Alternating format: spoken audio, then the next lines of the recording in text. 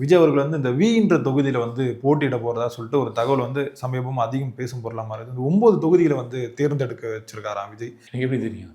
நம்ம எதுவுமே official news வராமல் பேசுறது இல்லை. இப்போ சும்மா கொளுத்தி போட்டு தான் சொன்னல, இப்போ இந்த ட்ரெண்ட் பண்ணுறதுக்கு நான் ஒரு விஷயத்த சொன்னேன்னா நீங்கள் என்ன பண்ணீங்க, பெரிய தம்ப்நெயில் ஒன்று வைப்பீங்க, இதை தூக்கி இதை போடுங்க, ஏய் நம்மளை ஒரு 10 பேர் பார்க்குறான், ஏய் காமேஷ் நான் சொல்லியிருக்காரா, அப்போ விஜய் அங்கே தானே நிற்க போகிறாரு அப்படின்னு வரும். நாளைக்கு அங்கே நிற்காம வேறு இடத்துல நின்னாரு வச்சுக்கேன், அப்போ என்ன எப்படி பார்ப்பான், நல்லா இருந்தாலும் அன்றைக்கி ஒன்று சொன்னால் இன்றைக்கி ஒன்று நடக்குது, சரியான ஃபேக்குடா அவன் அப்படிம்பாங்களே. அதை நான் பண்ண விரும்பலை. நான் சொன்ன ஆத்தென்டிகேட்டட் 100% நீ நம்பலாம். 100%, சரி 99% நீ நம்பலாம் வச்சுக்கிங்க. 99% நீங்கள் நம்பலாம். ஏன்னா என் மனசாட்சிக்கு நான் விரோதமாக ஏதோ வியூஸ் ஏறணும், எப்படியாவது வந்து ட்ரெண்ட் ஆகணுன்றதுக்கு பேசுகிற ஆள் நான் இல்லை. கேட்குற கேள்விக்கு தெளிவான உண்மையான நேர்மையான பதில் கொடுக்குறேன். என் மனசாட்சிக்கு நான் எந்த விரோதத்தையும் செய்ய மாட்டேன். அதனால் எனக்கு சத்தியமாக தெரியல. ஆச்சி ராயல் குலோப் ஜாமுன் பேக்ஸ் 1 வாங்கினால் 1 இலவசம்.